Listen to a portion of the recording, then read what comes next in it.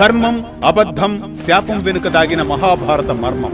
అశ్వత్థామ ఎవరు, ఎందుకు శాపగ్రస్తుడయ్యాడు తెలియజేసే అనగనగాలోని నేటి గాంభీర్య కథనమే అశ్వత్థామ హతః కుంజరః.